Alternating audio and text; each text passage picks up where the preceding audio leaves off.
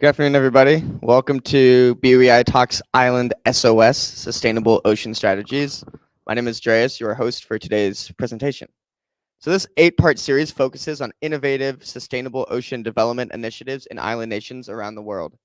Each presentation covers a different island and topic, highlights the unique perspective and involvement that islands have on ocean conservation, and showcases the different strategies and practices they've taken to safeguard our surrounding oceans.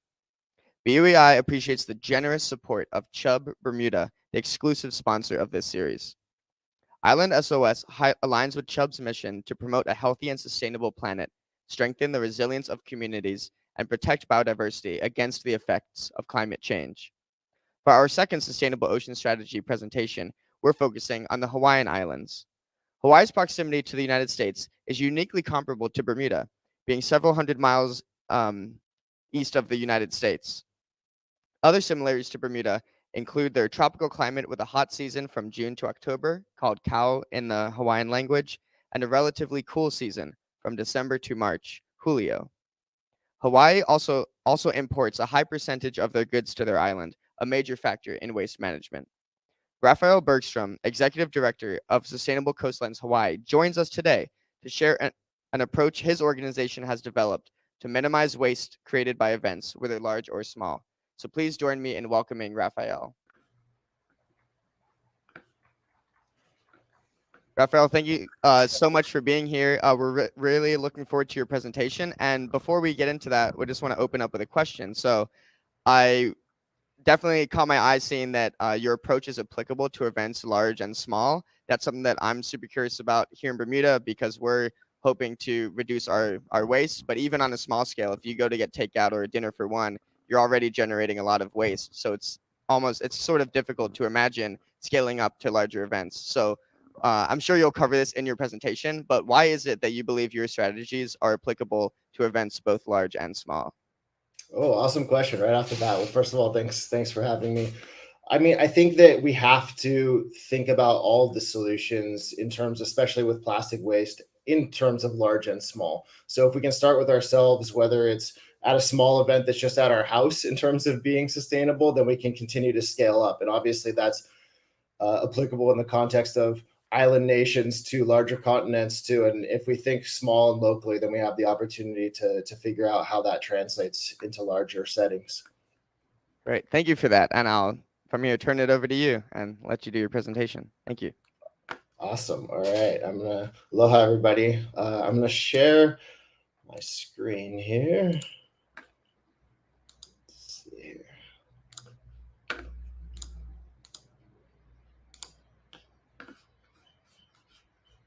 Okay, can everybody see that, Andreas? Yes. Okay, perfect. All right. Well, as Andreas said, my name is Rafael Bergstrom. I'm the executive director for Sustainable Coastlines Hawaii. And while I'm going to focus today on talking about our Sustain Events program, I also want to give a background on both who I am and who Sustainable Coastlines Hawaii is and the work that we do here in the Hawaiian Islands. So just starting off, I'll give a little introduction to myself.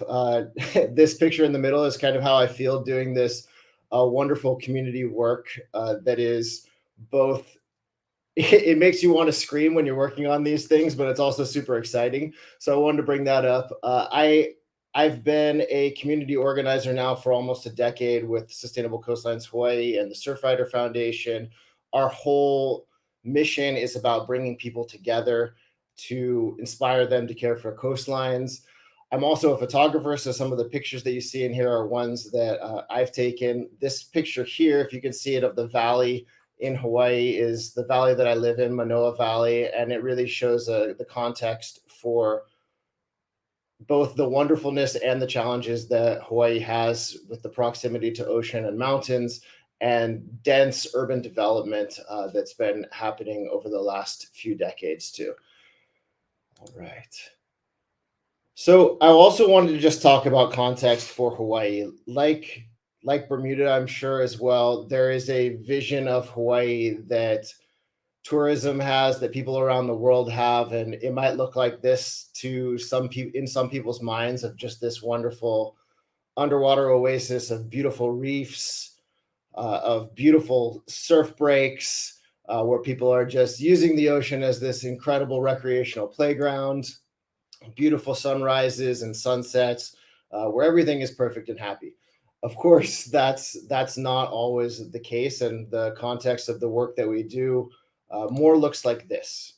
And this is the same beach as that previous one that I just showed of the sunrise. And it is oftentimes covered in plastic pollution.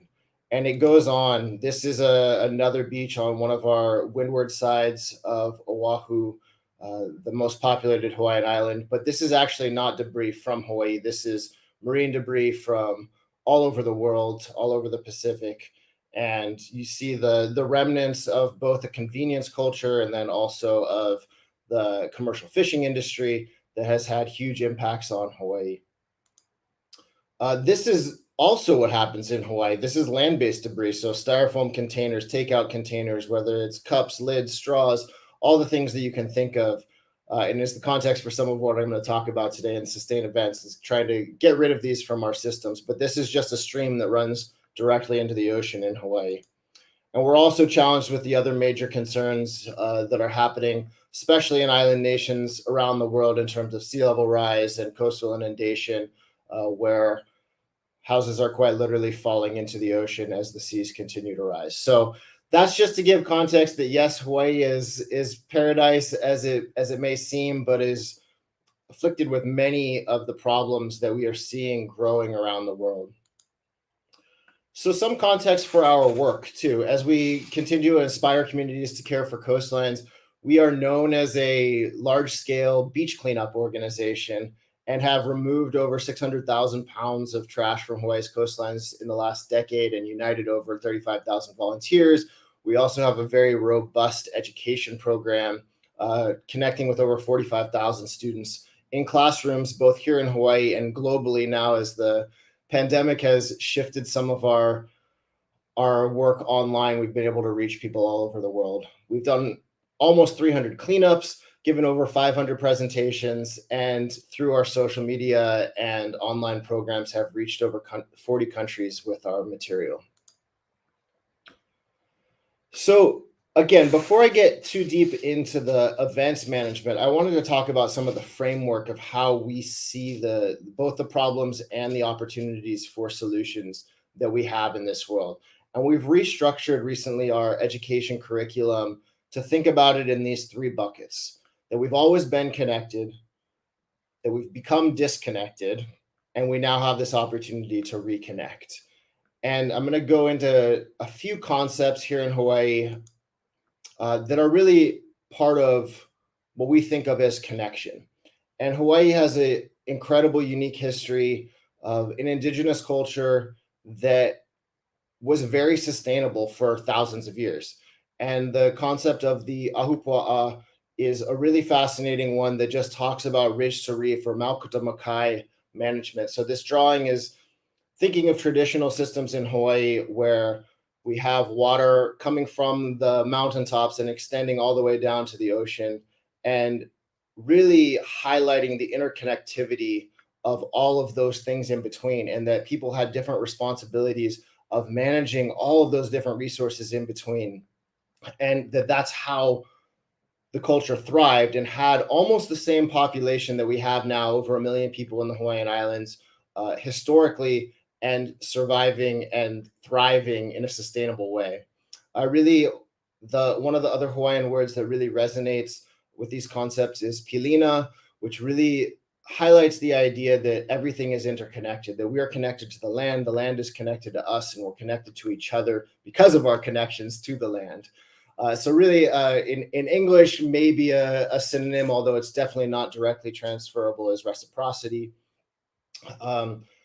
The boat that you see here is the hokalea, which is a traditional Hawaiian voyaging canoe that in the past 10 years did a worldwide voyage, Malama Honua, which means to take care of the earth, really sharing about Hawaiian culture globally and stopping in ports all over the world to share some of these ideas of connection and the possibilities of connection.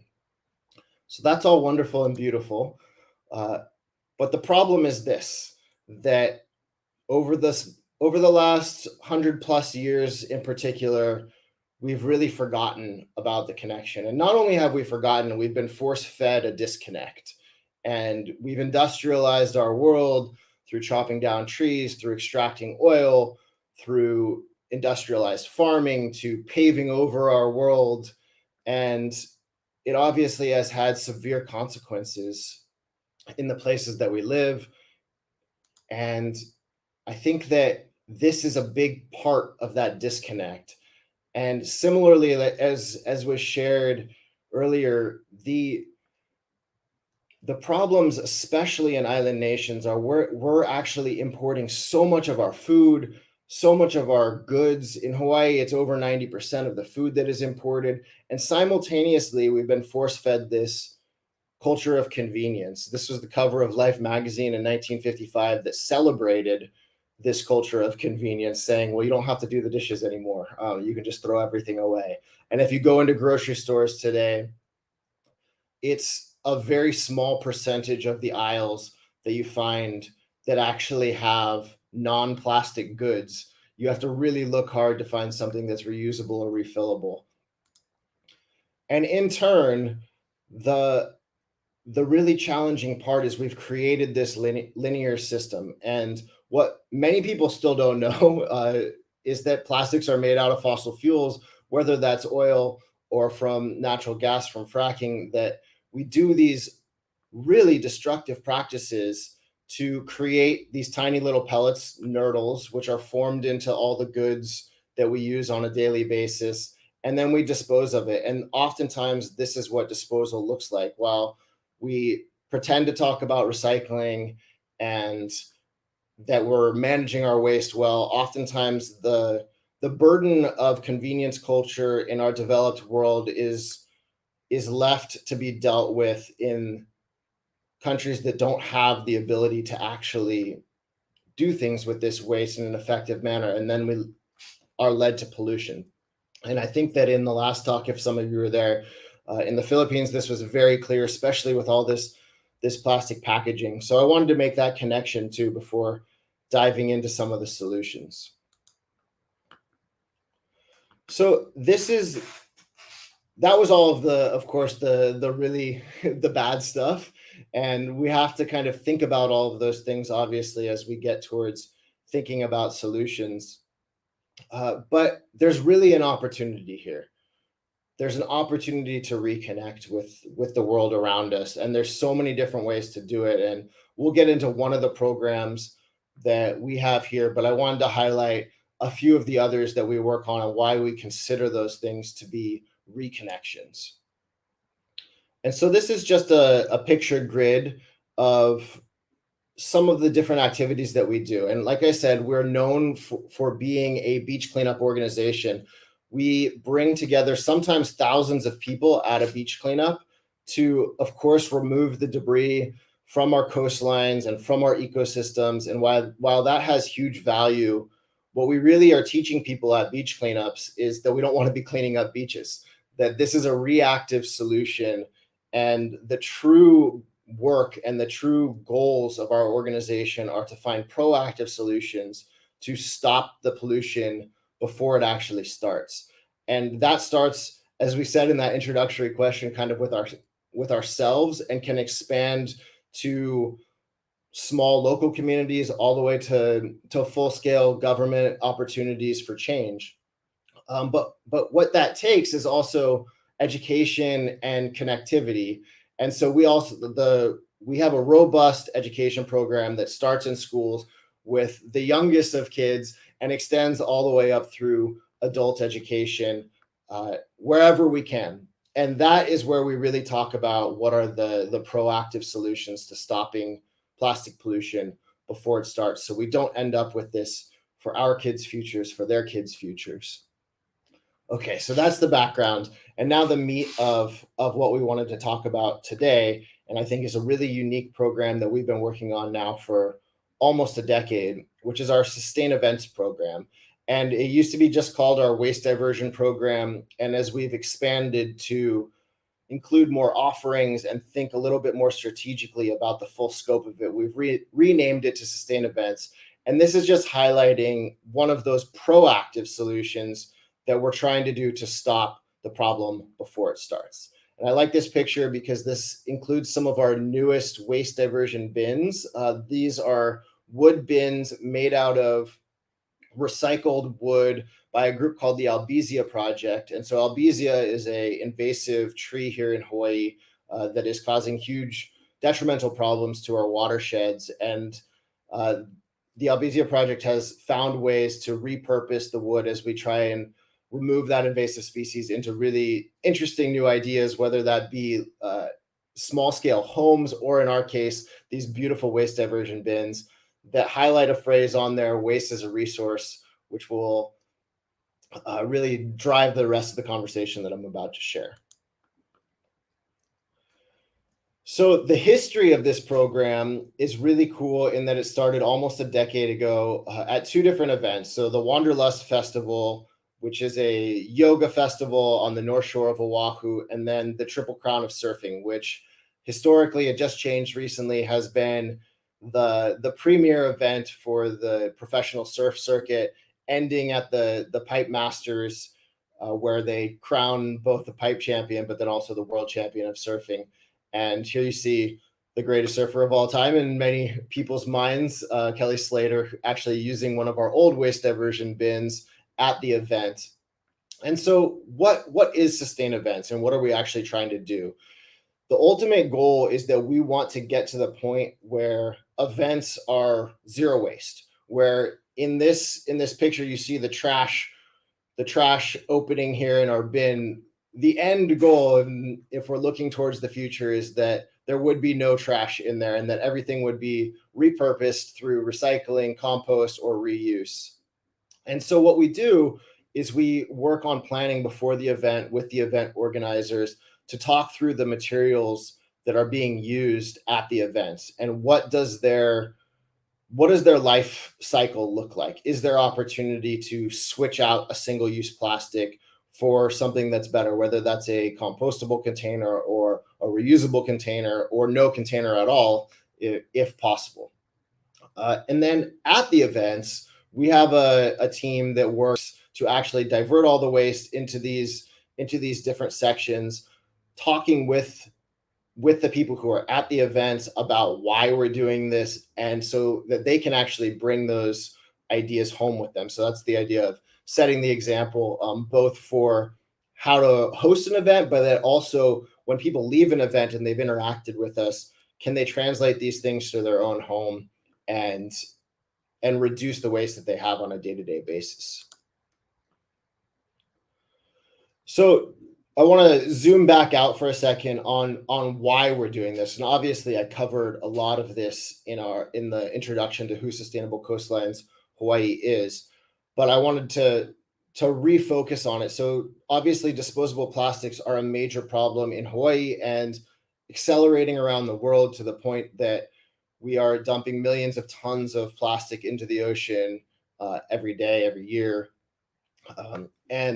And that's washing up on our beaches. It's now, if you follow the news, yesterday we're saying that we're finding microplastic in human blood. So this is really a universal problem in our scope. And we have to find ways to create systems that don't have such a reliance, especially on the single-use items. If we think about that production systems that I highlighted earlier and what it takes to make these, and then we use something for 1 to 2 minutes and then throw it away. And that's, in my mind, kind of the definition of insanity. So, and beyond that, our other problems are, especially, and this can resonate in island nations around the world, what do we do with the waste when we're done? And there are solutions that have come up that are more of just band-aids, or they cause other problems. So for instance, in Hawaii, this is a picture of our waste to energy plant. We call it H-Power.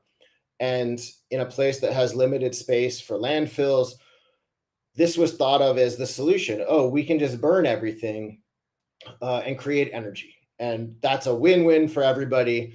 And we don't have to use landfills anymore. But of course, the consequences weren't fully thought through. And the problem with this is that there are toxic emissions that are coming out of the smokestacks from H-Power, especially when you burn plastics, which are chock full of so many different types of chemicals.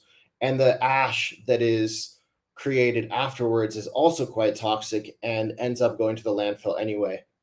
So it's really not an end game solution. And in Hawaii, it's actually caused problems for our ability to reduce waste, as we've tried to pass legislation to reduce the actual waste footprint. Our local governments have oftentimes said, well, we need that waste in order to burn to create an energy. So it's created this dependency on creating waste. Another issue that we wanted to address with our program is that the compostable alternatives to plastic. So I'm sure that you've seen these rising around the world as we focus on the problems of plastic. There are a lot of plant-based alternatives.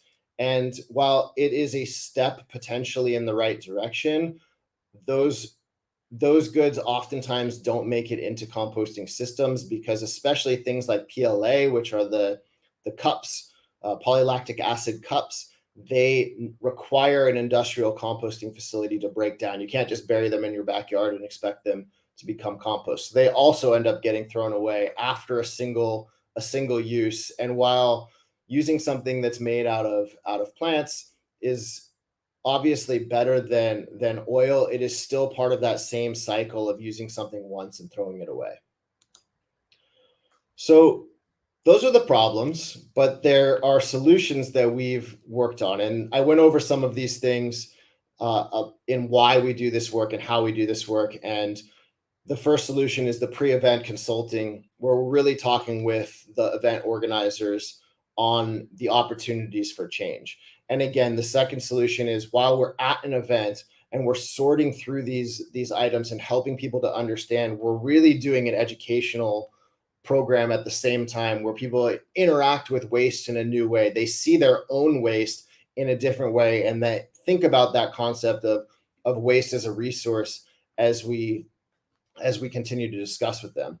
And our third solution, which is one of the most exciting pieces about this presentation, and one of my favorite things about this program, is we're starting to look at composting solutions in a microgrid of industrial in-vessel systems, which I'm going to get into, which allows us to take the food waste and the compostable products and turn them into something useful to enrich our soils here in Hawaii, to grow more food here in Hawaii. And that's one of the most exciting pieces about this program, that we're really trying to change the game in how we think of these waste items in Hawaii. And it's starting to work, and it's starting to be able to see the opportunity for true scaling, both here on our islands, but then also as an example for other places around the world.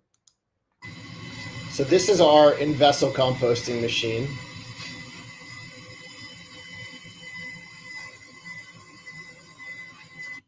And after an event, we're able to take all of the food waste and these compostable alternatives and put them into this machine, which is actually housed in a shipping container, and mitigates a lot of the problems that local governments are concerned about with composting, which is odors and leachate and runoff that comes from compost. There's fire potential.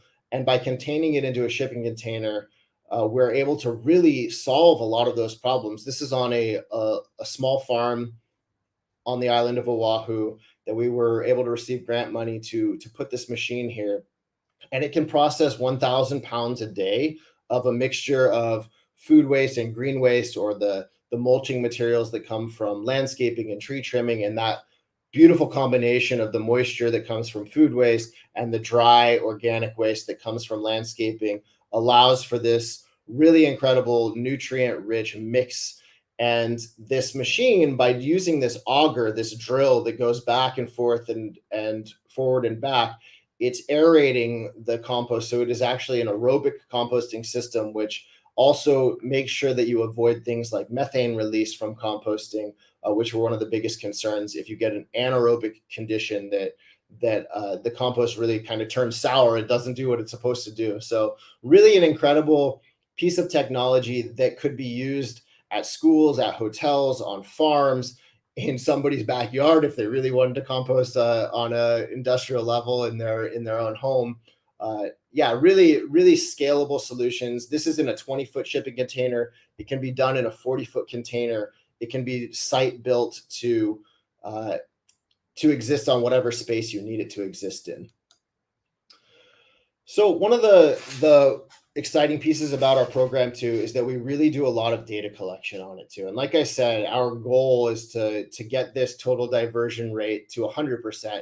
But right now, something like 70% at events is an incredible achievement. When we started these events, we were more in the range of 25 to 30% because we hadn't had the opportunity to work with event organizers on a consistent level. And we were still seeing a lot of single-use plastics at events. So this was actually just from the last Triple Crown of Surfing that we reached 70% despite the pandemic coming out of it. And you can see, I mean, 58% was composted, and that's a pretty amazing achievement. Obviously, we want to get this down to zero, and some of the new things that we're thinking of including on this are reusable container programs and partnerships with other organizations like Zero Waste Oahu on the island of Oahu. And we have other partners who have reusable water stations that they can bring to events, so all the event attendees can bring their own water containers. And really, there is a possibility that in the very near future that we can get close to zero waste at events. It's also about changing the mindsets. So these are just some other cool metrics from the past year in using our compost machine. We were able to divert 133,000 pounds of organic waste into this little shipping container here.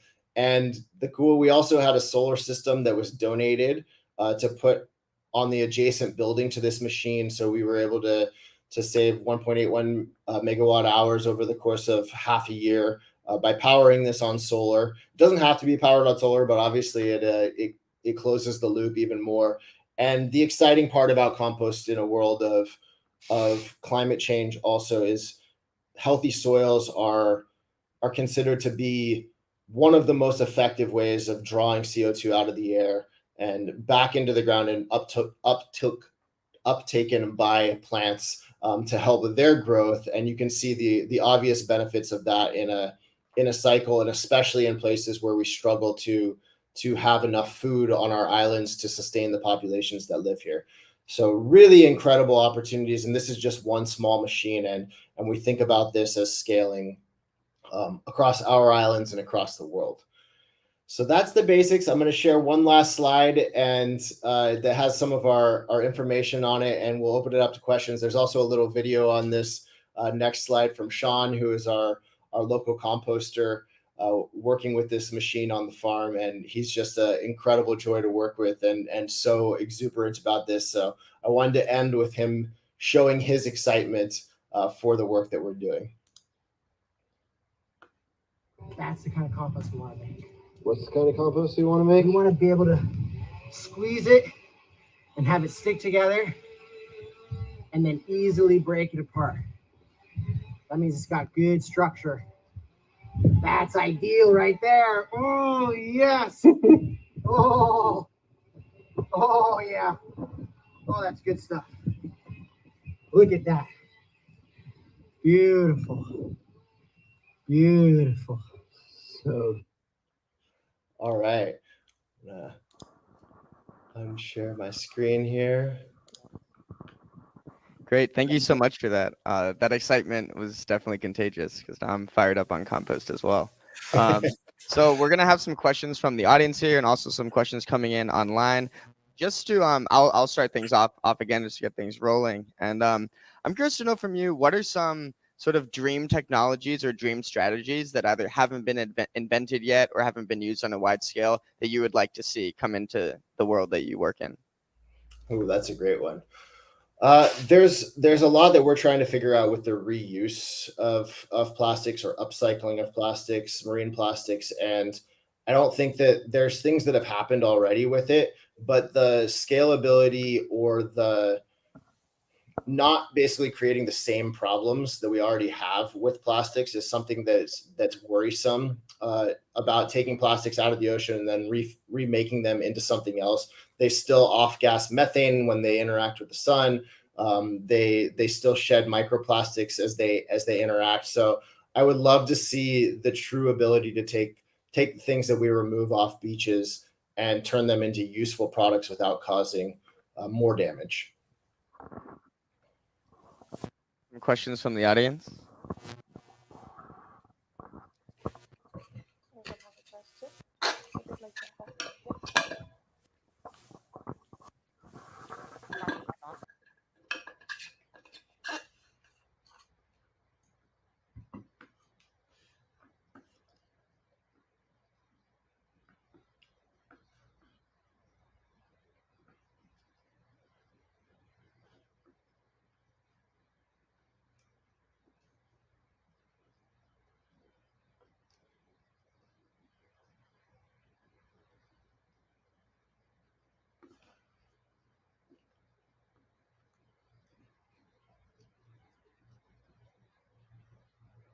Andres, I wasn't actually able to hear.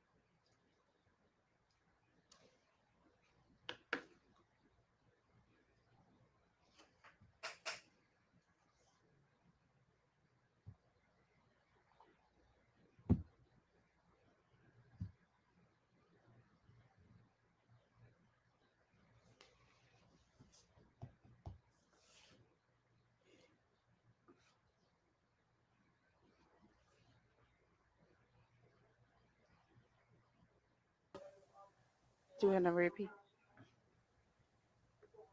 Sure. How she keeps sorry.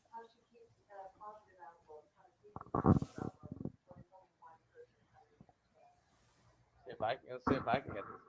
Hello, hello. It works for you. Okay, it works for me. The question was, how do you keep a positive outlook? I'll try to speak quickly before this thing cuts out. Yeah, it's a common question, and I think that part of what the presentation at the beginning was that whole idea of connection and making sure that you spend time in the world around you that is so beautiful, and obviously in these wonderful islands that we live in, while we are surrounded by problems and issues, the extraordinary beauty of the natural world inspires me every single day. That's one piece, and then the second piece I will say is because of the educational work that we do, we're interacting with students all the time, and I will say that I think that the next generation, they understand these things on a very high level, whether it's plastic pollution or climate change. These issues don't seem to be political to them. They seem to be something that they know needs to be solved. So I'm constantly inspired by the generations that are behind us who are ready to work on these issues in full force. Great. Another question from the audience, and I'll just repeat it from up here.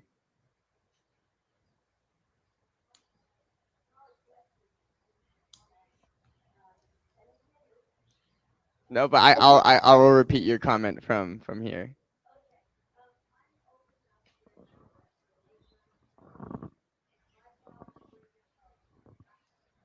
Mm-hmm.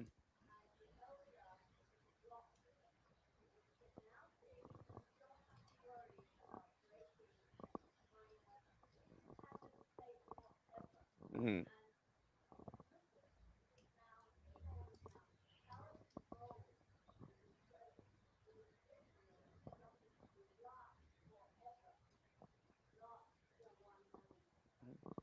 So it was an observation from an audience member that when she saw her first plastic plate in the 1940s, the idea was that it would last forever and not be disposable, and an indication of how far we've come that now plastic is regarded as something that you can just use once and do away with. So it's an interesting change. Okay. Okay, great. Awesome. So another question that I have is, so for you're in Hawaii, you're Hawaii based. For an organization that's in another state or in another country like Bermuda, especially another island nation like Bermuda, what can people who are not experts in this field but are hoping to organize events, what are some things that they can take into consideration? I was looking at your website, and one of the things I thought was really cool was starting by considering the items that are brought onto the site. So if you prevent an item from being brought onto the site, it can't possibly be disposed of on the site. So that was one interesting way of framing it. But I'm curious to know, what are some other things that event organizers in Bermuda or other island nations can take into consideration when planning events?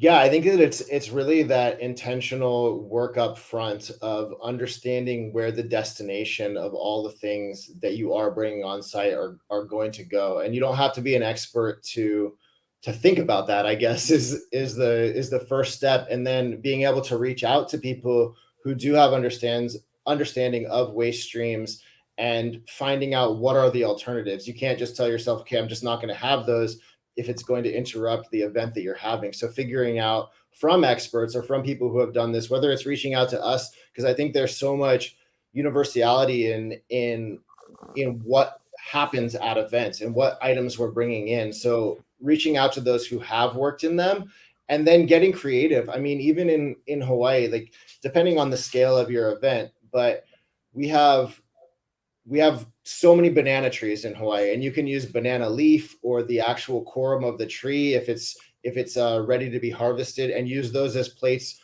or bowls. And thinking really outside the box is honestly the first step in seeing what's possible. Thank you for that.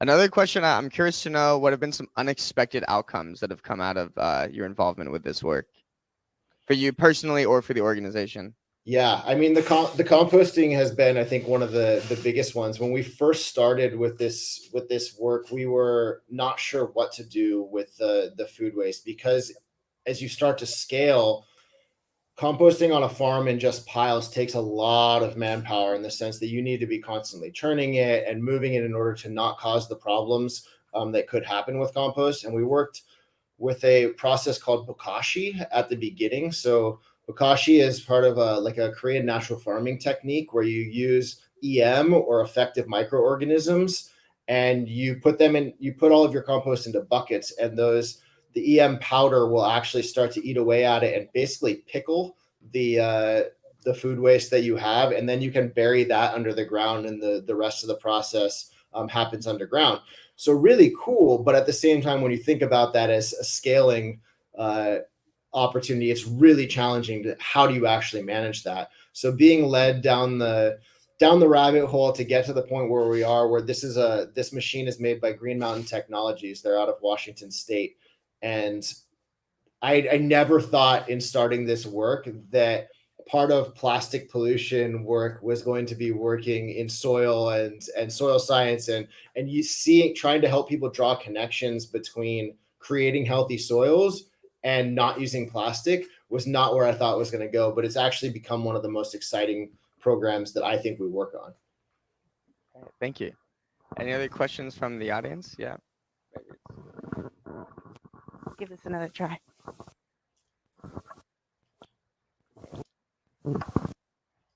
I think it's all in the wrist, you see. If I hold really steady and don't move my head. Can you hear me, Rafael? I can hear Hi. you, yeah. I'm Ann Hyde. I'm the current chair of the Marine Debris Task Force for Bermuda. I'm also the former executive director for Keep Bermuda Beautiful. And I was very involved when we hosted America's Cup here. And what you said about avoiding pre-planning, having a lot of planning in place from everyone who's involved, including the vendors, the subcontractors, and making sure that no plastic water bottles were allowed on site, that everyone had to bring an empty water container, and there was a water supply for them to fill up water and so forth. But my question to you is, we don't have any in-vessel commercial composting facilities here. To my knowledge, I don't think the government is planning on installing any.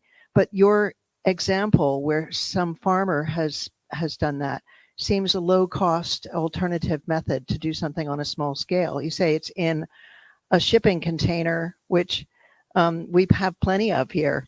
And so I'd be more interested in my question, I guess, is can you tell us more about how that got started?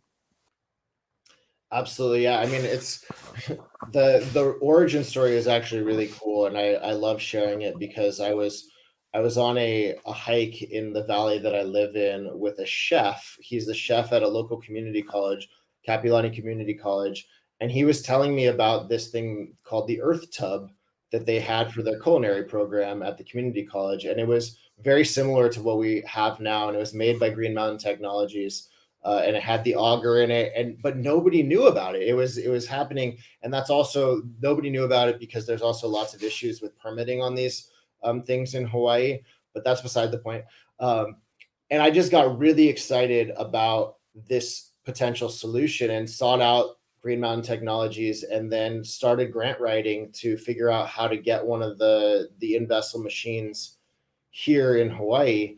And it's not inexpensive, but when we think about the problems with industrial scale waste solutions, we're oftentimes talking about like $1 billion infrastructure project to serve an entire island or an entire community. And that comes with problems of resilience, of really actually creating an effective product in the end. And so I think the opportunity to create a microgrid where it's really decentralized, you reduce on transport costs across islands, and you can really work in different types of communities.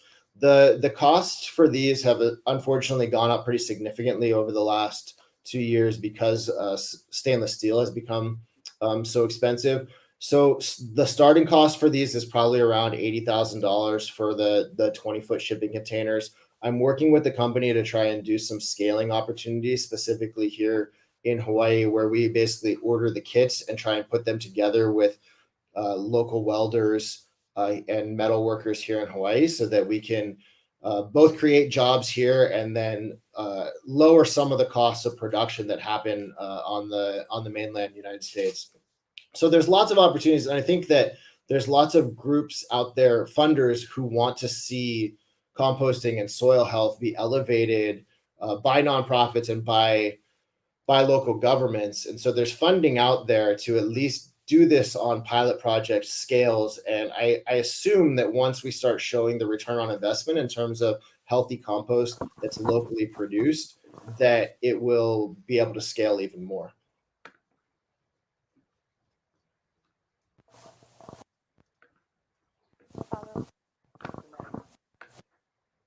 If other people have questions, I don't want to hog the mic, but I'm interested in gather my thoughts here. Can you still hear me, Rafael? I'm trying to do the wrist thing again. It's how have you been successful in avoiding greenwashing?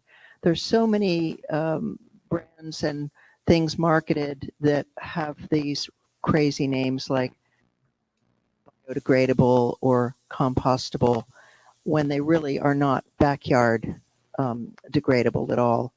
And so not degrading or not being suitable for the event.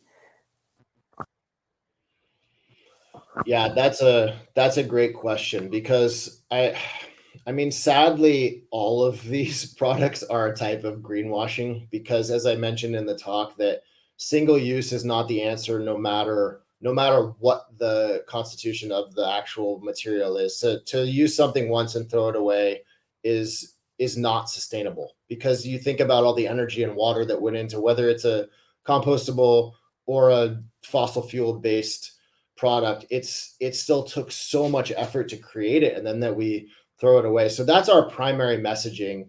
Always there have been a lot of legislative moves to make sure that some of the greenwashing is mitigated, in the sense that the concepts of biodegradable versus compostable have become cloudy, and so compostable is now, there's an ASTM 6400 standard, which means that it is actually compostable, which it will break down back into soil, whereas biodegradable oftentimes means that it will just break up into smaller and smaller pieces. A lot of biodegradable plastics are actually mostly corn or sugarcane based, but they're bound by plastic. So then you end up creating microplastics in the breakdown.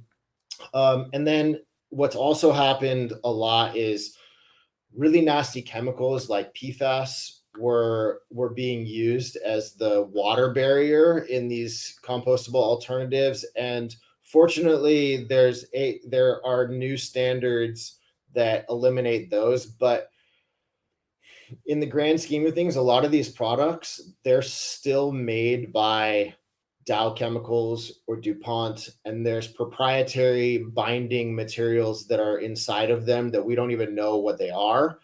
And so that's actually part of our project too, in that as we're breaking down some of these materials, once we get permitted for it, we're going to be testing the soil afterwards to see, are these really viable as something that can help soil, or are we going to be hurting soil by having a toxic compost that comes out the other end? So I'm excited that we're going to be able to do some of the work in revealing some of those things.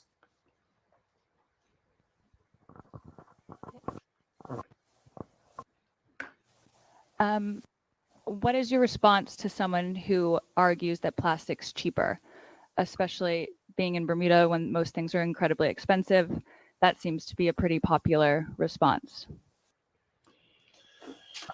Yeah, I mean, it's a powerful commentary that the plastics industry has moved forward and spends billions of dollars lobbying to tell that story. And I would say, I mean, if you look at the beginning of this presentation and what the damage being done by plastics are, and if we think about plastics as oil, then there's no way that we can actually call these things cheap.